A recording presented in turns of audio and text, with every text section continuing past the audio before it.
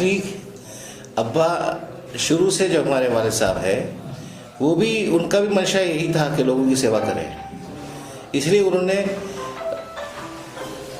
Writers movement, progressive writers movement में उन्होंने हिस्सा लिया था और उनको लेफ्टिस्ट भी कहा जाता था, खाताज कहा जाता है, कम्युनिस्ट भी कहा जाता है, लेकिन उनकी थिंकिंग वो सोशलिस्ट के सबका भला हो, तो वो पहले से इसमें थे इन्वॉल्व पॉलिटिकली।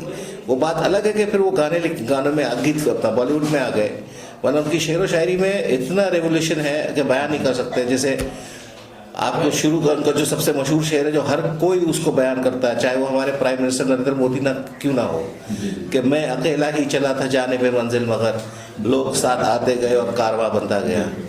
उसी में एक रेवोल्यूशनरी ये भी है कि रोक सकता हमें जिंदान बला क्या मजरू, जिंदान प्रिजन को कहते हैं, कैद खाने को कहते हैं, रोक सकता हमें जिंदान बला क्या मजरू, हम तो आवाज़ है दीवार से छन जाते हैं, तकदीर का शिकवा बेमानी, जीना ही तुझे मंजूर नहीं, आप अपना मुकद्दर ना बन सके इतना तो कोई मजबूर नहीं। तो कहने का मतलब है कि वो रेवोल्यूशनरी थिंग उनके जीन्स में थी, वो सियासत पर उनके जीन्स में था, लेकिन उन्होंने कभी भी उसको तूल नहीं दिया, क्योंकि फैमिली को प्रेफरेंस दिया उन्होंने। फैमिली को इतना प्रेफरेंस, अपने घर वालों को इतना प्रेफरेंस दिया कि उनकी खुद की शेर व शायरी को उन्होंने कम कर दिया और फिल्मी गीतों को ज़्यादा बढ़ाया, कि वो चाहते थे कि हमको एक अच्छी जिंदगानी मिले, अच्छी ज़िंदगी मिले, इज्जत वाली ज़िंदगी मिले। और हम भी फिल्म में थे, बट उनके रास्ते पे इसलिए चल पाए कि उस पर हमको लैंग्वेज पे कमांड बहुत ज़रूरी था। उन्होंने अरबी सीखी है, उन्होंने तिब किया था तो अरबी थी, यूनानी उन्होंने मेडिसिन सीखा था तो फारसी भी सीखना पड़ा था, फिर उर्दू भी सीखा था, तो टोटल में उनकी लैंग्वेज पे बहुत कमांड था। और वो हमेशा उनका दस्तूर ये था कि जब भी वो लेटते थे रात को तो हाथ में किताब रहती थी। अब हम लोग बम्बई की पैदाइश है, तो हम हिंदी भी थोड़ा बोल देंगे, मराठी भी थोड़ा बोल देंगे, इंग्लिश भी बोल देंगे, सब मिक्सचर भेलपुरी बना के बात करते हैं। तो एक तो वजह ये थी कि हम इस पे आए नहीं। दूसरा, जहाँ तक ताल्लुक फिल्म लाइन से है, बॉलीवुड से, तो हाँ हम भी थे इसमें। हम इनिशियली राजकुमार संतोषी साहब के साथ हमने as a chief assistant director हमने एक फिल्म की थी अंदाज अपना अपना, उसमें चीफ थे। फिर एक फिल्म थी दामिनी, उसमें भी हम चीफ असिस्टेंट थे। फिर खुद इंडिपेंडेंटली एक फिल्म डायरेक्ट की थी सलमान खान और उर्मिला को लेके, जानम समझा करो, 99 में। उसके बाद फिर जो उनका फिल्म का जो फुल लुक जो है फाइनेंशियली बिजनेस वाइज पूरा चेंज हो गया। आप देखिए 99 तक सिंगल प्रोड्यूसर सिंगल स्क्रीन ज़्यादा थी और पूरा एक तरीका होता था बनाने की फिल्म। बाद में फिर जैसे मल्टीप्लेक्सेस आ गए और कॉर्पोरेट्स की एंट्री हो गई तो पूरा फिल्म मेकिंग चेंज हो गई, इट बिकेम अ मार्केट। फिर क्रिएटिविटी टू का बैक सीट कि भाई हमको तुम ऐसा स्टार का ऐसा प्रपोजल बना के दो कि फ्राइडे सैटरडे संडे में मेरा 100 करोड़ मिल जाए, पैसे जाकर निकल जाए। बिल्कुल। तो मतलब कहने का कि जो एक डायरेक्टर का पैशन होता है फिल्म मेकिंग में वो कम हो गया। तो मुझे मतलब जो तरबियत दी है मेरे फादर ने कि भाई चमचागिरी नहीं होती।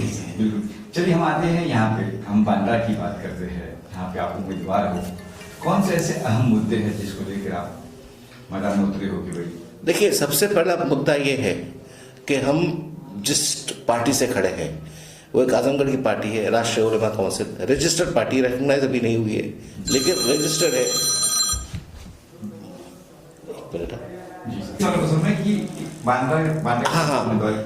कौन से अहम मुद्दे हैं जिसका?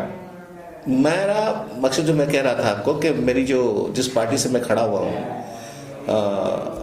राष्ट्रीय उलेमा काउंसिल, वो आजमगढ़ की पार्टी है, रिकॉग्नाइज भले नहीं है लेकिन उसकी जो सोच है वो कहीं ना कहीं मैं उससे सहमत हूँ कि आपका पहला फर्ज ये है कि हम मुसलमानों पे जो जुल्म ओपन खुले आम हो रहा है तो उनके साथ खड़े होना, और उनके साथ ही साथ और भी दूसरे जिनके ऊपर जुल्म हो रहा है, जिनके ऊपर तकलीफ हो रही, चाहे वो मुसलमान हो या गैर हो, उनके साथ खड़े होना और रास्ते पे उनके साथ खड़े होकर उनके साथ उनकी मदद करना। तो ये सोच मेरी बहुत प्रैक्टिकल थी, क्योंकि आज सिर्फ बांद्रा की बात नहीं है, सारे हिंदुस्तान में जो मुसलमान हैं और उन्हीं की तरह जिस चाहे आप उसको, ये अगर अपने लोग हैं तो बोल दीजिए खामोश, अगर दूसरे तो ठीक है। तो मैंने कहा कि जिस पार्टी से मैं खड़ा हुआ हूँ उनसे, उनकी ख्यालात से मैं सहमत हूँ कि वो जो गिरे हुए हैं, जिनके जुल्म किया जा रहा है, उनके साथ वो खड़े हैं। और आज मैं जब यहाँ से खड़ा हुआ हूँ बांद्रा से, तो थोड़ा मैं बोल देता हूँ अपने बारे में कि मेरा सियासी बैकग्राउंड नहीं है, मैं कोई पॉलिटिकल ख़ानदान से नहीं आया हूँ। मुझे यहाँ है ना, ऊपर वाले ने मेरी तकदीर में जो रास्ते लिखे थे उसके थ्रू मैं इधर आया हूँ, लेकिन दिल में जो चोट थी वो इसी की थी कि लोग सामने जो मजलूम है, जो नीचे है, उनको लोग दबाते हुए चले जा रहे हैं और अपनी बिल्डिंगें बनाते, इमारतें बनाते चले जा रहे हैं और इनकी कोई फिक्र नहीं कर रहा है। तो मेरा मकसद यहाँ मुंबई बांद्रा में आके, सीट का मुझे अपॉर्चुनिटी मिली, वो डिटेल अल्लाह की तरफ से मिली, मैंने ले ली और आज मैं आपके सामने खड़ा हूँ। तो मेरा मेन मुद्दा है इन बस्तियों में जाना और इन बस्तियों में इनको उजागर करना कि सेल्फ रिलायंट बनो, दूसरों पे भरोसा करना छोड़ दो, तो वो तुमको फुटबॉल बनाते जैसे बनाते हुए आए हैं वैसे बनाते रहेंगे। खुद पढ़ो लिखो, गंदगी हटाओ अपने घरों जहाँ से तुम रह रहे हो। हेल्थ फैक्टर, एजुकेशन फैक्टर, ये तो मेरे मेन पॉइंट है जो मैं इसको इम्प्लीमेंट करना चाहूँगा, जबकि लोग काफ़ी सालों से यही बात कर रहे हैं लेकिन इम्प्लीमेंटेशन कहीं नहीं हो रहा। सर बांद्रा वेस्ट की बात करें तो बांद्रा में हर कौम के लोग हैं, मुस्लिम भी है, कैथलिक भी है, राजस्थान भी है, मराठी भी है। तो उन लोगों को, जैसे नॉन हिंदू, जो हिंदू है, नॉन मुस्लिम है, उन्हें आप कैसे रिझाएंगे, कैसे दूर करेंगे? देखिए मेरा, क्योंकि मैं तो सिंपल सी बात कर रहा हूँ, मैं मुसलमानों का मुद्दा इसलिए उठा रहा हूँ कि कोई भी मुसलमानों का मुद्दा उठाता नहीं है। अगर जब उनके ऊपर बुलडोजर चलता है, उनके ऊपर कुछ भी होता है, तो हमारा जो अपोजिशन की बात कर रहा हूँ, जो हमारा जो ऑलरेडी सरकार है, उनकी तो बात करने से मतलब ही नहीं, वो तो सब जानते क्या है। लेकिन जो अपोजिशन वो तक मुसलमानों पे ऐसा हुआ या फला आदमी के साथ ऐसा हुआ वो जिक्र नहीं करता। दैट मीन हमको अल्पसंख्यक बोल के बंद कर दिया जाता है। मुसलमान क्यों नहीं बोलते हो आप क्यों नहीं बोलते कि फला मुसलमान घर पे ज्यादती हो रही है? तो एक ही हो गया। लेकिन उनको प्रेफरेंस देने का मतलब नहीं कि दूसरे जो है उनके साथ नहीं हम खड़े हैं, हम उनके साथ खड़े हैं। हम हर उसी के साथ खड़े हैं, चाहे वो क्रिश्चियन हो, चाहे वो सरदार हो, चाहे वो हिंदू हो, जिनके साथ जुल्म किया जा रहा है। आप बात समझिए कि दूसरों के साथ जुल्म किया जाता है। मणिपुर में चर्चेस जलाए जा रहे हैं, उनके ऊपर काटम काटी की जा रही है, कोई जवाब नहीं मिल रहा है यहाँ से। हमको मौका मिलेगा, हम उनके साथ खड़े रहेंगे, बिल्कुल खड़े रहेंगे। हम डाउन ट्रॉडन के साथ खड़े हैं, उसमें मुसलमानों का नाम हम अभी इसलिए ले रहे हैं कि कोई और लेने को तैयार नहीं है, खाली पेपर में हम पढ़ते हैं उनके बारे में, वरना हम सबके साथ खड़े हैं। पीछे आप देखिए कि ये जो बांद्रा है, ये गढ़ है बीजेपी का, आशीष सिलारी लगा। जी जी जी जी जी आ रहे हैं जी जी। और इस वक्त भी आपके साथ में प्रतिद्वंदी आशीष सिलारी जी है। जी जी जी। तो उसे कैसे देखते हैं आप? देखिए मैं तो सीधी सीधी बात करता हूँ, जब भी मैं किसी को मिलता हूँ कि मेरा नाम अंदलीब है और मैं आया हूँ आपकी कॉन्स्टिट्यूंसी में खड़ा होने, तो मैं कहता मैं जानता हूँ कि सामने दो दिग्गज हैं, एक आशीष शेलार है, एक आसिफ ज़करिया है, एक कांग्रेस है, एक बीजेपी है। उसके बीच में मेरा क्या होगा? लेकिन मेरा दिल और मेरी सोच उनसे बहुत बड़ी है। वो यहाँ है, हम यहाँ हैं। क्यों? क्योंकि आप बांद्रा में, मैं जब 22-23 साल का था, यहाँ क्रिकेट मैचेस खेलता था, तो अक्सर रेक्लेमेशन से जाता था। चारंग शाहजहाँ जहाँ उनका ऑफिस है, तो वो बस्ती आजकल आज तक भी वैसी ही है, नरगिस दत्त नगर। वो बस्ती को देखता था, क्रिकेट वहाँ भी खेलता था, पहले खुला मैदान था तो उधर भी मैचेस खेलते थे। और 84 से लेके 40 साल हो गए, आज भी बस्ती वैसे ही है और गिरती भी गई है। लेकिन जब बांद्रा के जो मशहूर जगह है, जैसे कार्टर रोड है, बैंड स्टैंड है, वहाँ क्या बदलाव आया है कि जो एक घर वहाँ पे 50 लाख, 30 लाख, 20 लाख का मिलता है, आज 50 करोड़, 40 करोड़, 30 करोड़ का मिल रहा है। तो यानी बांद्रा ने तरक्की की, बांद्रा बहुत तरक्की किया। लेकिन यहाँ क्या हुआ? बस्तियों में सिर्फ मैं चक्कर काट के आया हूँ और मैं आपको कह रहा हूँ कि जानवरों से बदतर जिंदगी है इन लोगों की। और ये वही बांद्रा है जिसके लोग, कितने दिग्गज लोग बैठे हुए हैं, उनसे इनका ख्याल नहीं देखा जा रहा। तो मैं उस सोच से बोल रहा हूँ कि उस लिहाज से मैं बहुत ऊंचा हूँ। हाँ, मैं जानता हूँ कि हर नेता शुरू में जब आता है तो यही बात करता है, आप मुझे वोट दो, मैं ये कर दूंगा, मैं वो कर दूंगा। तो मैं उन लोगों को जवाब देता हूँ कि मेरे वालिद साहब ने मुझे एक अच्छी ज़िंदगी दी है, खुशहाल ज़िंदगी दी है। मुझे कोई लालच नाम वाम का नहीं, पिक्चर बना के लोग मुझे जानते हैं। मैं सिर्फ और सिर्फ लोगों की खिदमत करने आया हूँ और जो नीचे तबके के लोग हैं उनके साथ खड़ा रहूंगा। सर, आपका ख्याल कब आया कि चुनाव लड़ना चाहिए? हम काफी लोग देख लिया हमने, अब सरकार जो भी मुझे तो सरकार आते हैं नहीं करता, अब मुझे लड़ना चाहिए। कब आपने सोचा? ये मैंने बहुत साल पहले की बात थी, एक स्क्रिप्ट सुनाई थी किसी को, और उसमें जो उसका नेगेटिव कैरेक्टर था वो बहुत बड़ा बिजनेसमैन था। तो सामने रिस्पॉन्स आया, उसको पॉलिटिशियन बनाओ, बिजनेसमैन मत बनाओ, क्योंकि सबसे पावरफुल पर्सन पॉलिटिशियन होता है। बिजनेसमैन कितना भी पावरफुल हो, लेकिन वो कहीं ना कहीं भुगतेगा, कोई ना कोई जेल में उसको डाल सकता है, लेकिन पॉलिटिशियन को टच नहीं कर सकता है। ये बात दिमाग में रह गई थी। फिर जो मैं आपको तकरीबन 10-12 साल पुरानी बात कर रहा हूँ, 15 साल पुरानी बात कर रहा हूँ। फिर जैसे जिंदगी देखता रहा तो मैं एक बात समझ गया कि आदमी बड़े से बड़ा एनजीओ चलाए, बड़े से बड़ा बिजनेस करे, लेकिन अगर अपनी बात मनवानी है तो यही एक प्लेटफॉर्म है, पॉलिटिक्स। कैसा रिस्पॉन्स मिल रहा है आपको? आप गली कुची में जा रहे हो, रिस्पॉन्स मुझसे ज्यादा तो आपको जो लोग हैं उनसे पूछेंगे, कि मुझे तो ये फील्ड का पता ही नहीं है, अंदाजा नहीं। आप बात समझिए मैं क्या कह रहा हूँ। मैं कोई मजा हुआ इंसान नहीं हूँ इस फील्ड में। तो मैं जिनसे मिल रहा हूँ वो हंस के मिल रहे हैं, को आके मुझसे गले मिल के रो भी रहे हैं, जिनकी हालत बिगड़ी हुई है। तो वो कैसे मैं उसको रियलाइज करूं कि भाई मैं हीरो बन गया? मैं अपने आप को हीरो नहीं बता रहा हूं, लेकिन मैं इसका एनालाइज आपको ठीक से दे नहीं सकता। आपको फीडबैक उन लोग से लेना पड़ेगा या हमारे करीब जो है उससे लेगा।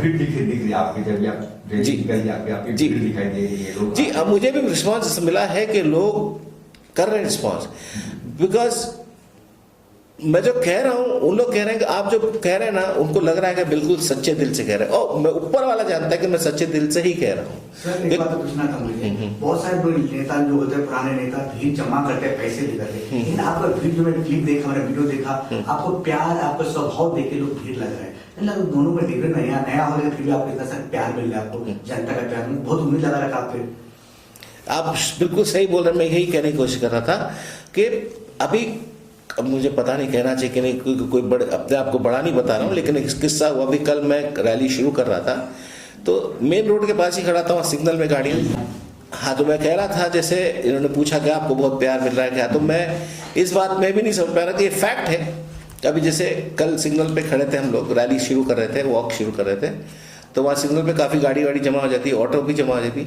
तो उसमें से अचानक एक ऑटो वाला उतर के आके मेरा हाथ मिलाने लगा और हाथ चूमने लगा वो, कि सर बहुत मुबारक। कुछ कोई जान पहचान नहीं, कुछ भी नहीं, रैंडम। फिर बोला देखो मेरी माताजी भी अंदर हैं, वो भी खुश हो रही है, बोल के वो पानी ग्रीन सिग्नल हो गया, वो हट नहीं रहा है, बोला फोटो चाहिए। तो मैं बोला भाई गाड़ी आगे ले ले, तो पीछे से हॉर्न मारा, मेरे पास वो नहीं, बस मुझसे मिले जा रहा। तो मैंने बोला आगे लो, तो आगे रख के साइड में रोक दिया। फिर उसकी माँ भी दौड़ी आई मुझसे मिलने। तो ये मुझे इसका अभी इसको किस तरह आप देखते हैं मुझे नहीं मालूम, क्योंकि मैंने एक्सपीरियंस जिंदगी में नहीं किया ऐसा कि लोग आके मुझे गाड़ी रोक के मिल रहे हैं, जबकि मेरी तो कोई पहचान है ही नहीं। फिर कोई शिवसेना की गाड़ी जा रही थी, वो आदमी रुक के आया, वो मुझसे मिला, उस जगह पे नहीं, आगे चल गए। तो ये मैं समझ पा रहा हूँ, लेकिन ये बात सही है कि लोग, अभी जिस तरह मैं आपको बात कर रहा हूँ तो आपको भी मेरा एक अंदाजा होगा कि जिस तरह मैं बात करता हूँ, तो लोग ये रिस्पॉन्स दे रहे हैं, लेकिन वो रिस्पॉन्स वोट में कन्वर्ट होता है कि नहीं, वो ऊपर वाला जानता है। सर अगर जीतते हो तब मुद्दा सबसे पहले क्या चेंज चाहते हो जो बैंड्रा में? अगर जीतते, अगर सबसे पहले हेल्थ पे काम बात होगी, कि साफ सफाई पे और एजुकेशन पे, proper education and ladies education, बच्चों की गर्ल एजुकेशन। क्योंकि हमारे कौम में, मुसलमानों में ये बहुत बुरी आदत है, मैं ऐसा बोल रहा हूँ, बहुत बुरी आदत है कि बच्ची को पढ़ाते ज़्यादा नहीं है। 16, 17, 18 साल की हो जाए, मैं महाराष्ट्र की बात कर रहा हूँ, बाहर भी पढ़ाते होंगे जो भी है, लेकिन जो शादी के खिलाफ मैं नहीं हूँ। हमारे कौम में निकाह को आधा दीन बोला जाता है, हाफ द रिलीजन, तो मैं शादी के खिलाफ बिल्कुल नहीं हूँ। लेकिन हम क्या करते हैं, बच्चियों की पढ़ाई रोक के उनको शादी में डाल देते हैं, और वो बच्ची भी फिर आगे बढ़ नहीं पाती, सोचती यही मेरी जिंदगी है। मेरा मकसद ये होगा कि भाई तुम पढ़ाओ, उसको एजुकेट करो कि ताकि वो खुद अपने आप को ढूंढ सके, वो अपने आप को पहचान सके, तो फिर वो ज्यादा सब अच्छी तरह अपने हस्बैंड से मिलेगी, उससे प्यार करेगी। हस्बैंड भी पढ़ा लिखा होगा तो वो भी उसको उसी तरह के उसके हुकूक की कदर करेगा, बजाय इसके कि तू मेरी बीवी मेरा काम कर, जो आज होता है, सीधी बात है। तो मेरा एजुकेशन पे सबसे पहला है, हेल्थ पे रहेगा, फिर बिजनेस पे कि तुम अपनी खुद की मतलब कमाओ यार, क्या तुम है वो अपने बच्चों को तरबियत ठीक से नहीं दे पा रहे हो। उधर नाले में 20 साल पहले थे, 30 साल पहले थे, आज भी वही हो। बढ़ो कुछ, क्योंकि तब तुम कमाओगे, जब पैसे आएंगे तुम भी एक पावर में आओगे, तुमको भी लोग देखेंगे फिर तुमको हमारी जरूरत नहीं पड़ेगी, तुम खुद इलेक्शन लड़ोगे, तुम खुद सबके खुद मुख्तार हो जाओगे। तो गली मोहल्ले में आप जब जाते हो तो क्या मुद्दा आपको मिलता है, क्या मुद्दा लेके आते हैं जो अरे अल्लाह, वो बात मत कीजिए आप, बहुत बहुत खतरनाक मुद्दे मिलते हैं। मतलब इतना अफसोस होता है देख के कि वही के घर नहीं है, छत नहीं है, जबरदस्ती लोग आके उनके पर, जैसे नरगिस दत्त में ही है, उनको कोई ना कोई दबाव पड़ता रहता है बीएमसी से करके, और सब लोग, क्योंकि इन लोग आसान है इनको दबाना, वो दबाते रहते हैं। बिल्डर वालों का गेम है, ये बहुत बड़ा गेम है, चाहे वो बीकेसी का हो। अभी सबसे बड़ा बताइए आपको, आप देखिए मैं बात कर रहा हूँ, मुद्दा है नहीं बात कर रहा हूँ, बाबा सिद्दीकी की जो मौत हुई है उसका अभी क्या हुआ, ये क्या हुआ, इसका क्या इन्वेस्टिगेशन कहाँ जा रहा है और उसका रीजन क्या है? क्योंकि सलमान खान के वजह से हुई है ये मैं मानूंगा नहीं। कोई भी अक्लमंद इंसान होगा जिसके पास थोड़ा दिमाग है, ये एक मोटिवेटेड मूवमेंट है, मूव था ये, कुछ और ये सिंपल नहीं कि भाई उनको हेल्प कर रहे थे इसलिए मार दिए। बकवाई फिल्म में नहीं देख रहे यार हम लोग, कोई पुरानी सीक्रेट पिक्चर नहीं बता। बहुत सारे लोगों का कहना है कि पॉलिटिकली गेम था, लोगों का कहना है। पॉसिबल, देखो जो भी अक्लमंद है वो करेगा, लेकिन हम कमिट इसलिए नहीं करते क्योंकि हमको पता नहीं, लेकिन डेफिनेटली ये सलमान खान का नहीं हो सकता, दूर दूर तक पता नहीं है। बिल्कुल बिल्कुल सवाल नहीं उठता वो, बिकॉज हाँ ये मेरी अकल कह रही है और मेरे जैसे को लोग कहेंगे भाई तुम्हारे पास मुझसे ज्यादा अकल है, तुम सोचते हो पर तुम सही कर बोलते हो, क्योंकि मुझे नहीं समझ आता। It was a motivated thing, it's अभी पॉलिटिकली मोटिवेटेड था या पर्सनल मोटिवेटेड था या बिजनेस मोटिवेटेड था, इस पर मुझे नहीं जाना क्योंकि मैं जानता नहीं इसके बारे में इतना। चलिए आपने बात छेड़ी है, जरा हम कहीं और चलते हैं। राज ठाकरे जी का भी भाषण आया था कुछ दिन पहले कि अगर सत्ते में आते हैं राज ठाकरे तो जितनी मस्जिद के ऊपर प्लॉट्स लगे हैं उसको निकाल देंगे 48 घंटे के अंदर। वहीं सेकेंडरी नीतीश राणे कहते हैं कि मैं 23 के पहले सारे मस्जिद जितने भी होंगे सब उतार दूंगा। इस पे आपका क्या टीका है? इस पे मैं एक जवाब दूंगा, जो मेरे ही पार्टी के स्पोक्स पर्सन है, उन्होंने अब्बा का मेरे वालिद का शेर पढ़ा था तो मैं उसको बिल्कुल इलैबोरेट करूंगा। वो शेर ये है, इधर आओ सितमगर, इधर आओ सितमगर, हुनर अपनाए, हुनर आजमाए, इधर आओ सितमगर हुनर आजमाए। तो किसको कहा जा रहा है? सितमगर, जो सितम कर रहा है तो उसको बोल रहा है इधर आओ सितमगर हुनर आजमाए, तुम तीर आजमाओ हम जिगर आजमाए। तो वही है कि तुम, दूसरी बात इस पे मैं ज्यादा कमेंट इसलिए नहीं करूंगा कि उनका मोटिव ही यही है कि वो कुछ ऐसा बेतुका कमेंट कर दे और उसके पर हम उनके ऊपर जवाब दें और प्रोवोक होकर ये बात चढ़ते चढ़ते चढ़ते और ऊपर हो जाए, उनका काम सफल हो जाएगा। वो चाहते इस चीज को फैलाना, हम इसको फैलाएंगे नहीं क्योंकि हाँ जी, क्योंकि तुम्हारे बोलने से, लाउड स्पीकर निकालने से नमाज रुक जाएगी, आजान बंद हो जाएंगे, लोग आना बंद कर देंगे। तो तुम लाउड स्पीकर निकालो, कुछ भी निकालो, तुम्हारी मर्जी, तुम मस्जिदों पर झंडे फैलाओ, तुम्हारी मर्जी। उनका कहना ये है जी कि नमाज पढ़ो कोई बात नहीं, लेकिन हाँ। जो हमें डिस्टर्ब होता है सुबह सुबह जो हमें नींद, अरे मेरा भाई हम नहीं कर रहे ना लाउड स्पीकर, लीगल है कि इलीगल है पहले बताइए आप। नहीं नहीं पहले बताइए लीगल है कि इलीगल है, तो आप करो ना जो करना है, हमको क्यों बोल रहे हो? आपके हॉर्न देखे आपने गाड़ियों में जो हॉर्न बजते हैं तो वो भी लीगल है कि इलीगल है? बजाते ना लोग, तकलीफ होते ना। तो कहने का मतलब है कि ये लाउड स्पीकर हमने आपको तंग करने के लिए नहीं लगाया, और अगर आप तंग हो रहे हैं तो राइट प्रोसेस से जाके उसका हल निकाल लीजिए। अच्छा सर, ये मुहिम में आपको कितने लोग सपोर्ट कर रहे हैं, कहाँ तक कर्मा पहुंचे हैं, जिस तरह प्यार मिले आपको, और कितने लोग आपसे जुड़ रहे हैं आप मुहिम में? कहने का मतलब है जुड़ना, तो मैं देखो फिर से इसका जवाब ठीक से नहीं दे पाऊंगा क्योंकि मैं अभी सिर्फ काम कर रहा हूं, मैं रिपोर्ट नहीं ले रहा हूं। मेरा आज का क्या प्रोग्राम है, आगे बढ़ो, आज का प्रोग्राम है, लोगों को मिल रहा, क्योंकि मेरे लिए भी ये ना आंखें खुली रह जा रही हैं कि क्या जिंदगी क्या वाकई ये बांद्रा है, क्या वाकई ये वही बांद्रा है कि जाओ मुझे बांद्रा में रहना है, मुझे यहाँ आना है, इतनी बड़ी जगह है। ये बांद्रा के नाम पे ये जो है ना, ये गाली है बांद्रा पे, बांद्रा के लोगों पे गाली है कि ऐसी भी जिंदगी लोग जी रहे हैं, और इस जिंदगी में लोग खुश भी हैं, अपनी ईद भी, दिवाली भी, गणपति भी सब मनाते हैं और सब खुशहाल जी रहे हैं। कितनी शर्म की बात है, कितनी शर्म की बात है कि इतनी बदतर हालत में भी कुछ, और तुम साले शीश महल हो या जो भी हो रह के इनकी मदद नहीं कर सकते। और जो आज कुर्सी पे हैं, चाहे वो शेलार हो, चाहे वो कांग्रेस आसिफ जकरिया हो, क्या किया है इनके लिए और क्या करेंगे? क्योंकि शेलार तो आप पहले 10 साल से, उससे पहले तो बाबा सिद्दीकी भी थे, तो बाबा सिद्दीकी सुनने में आता है कि उन्होंने ABC किया, बहुत अच्छी बात है।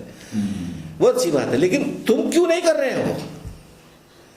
जी सर, अगर जीतते हो आप, तक किस पार्टी को सपोर्ट देना चाहते हो? किस सरकार, मतलब होता है ना, कोई भी हम जीतते हैं तो हम कोई समर्थन नहीं किसी सरकार को। वो अभी सोचा नहीं है, क्योंकि वो पार्ट बहुत दूर है।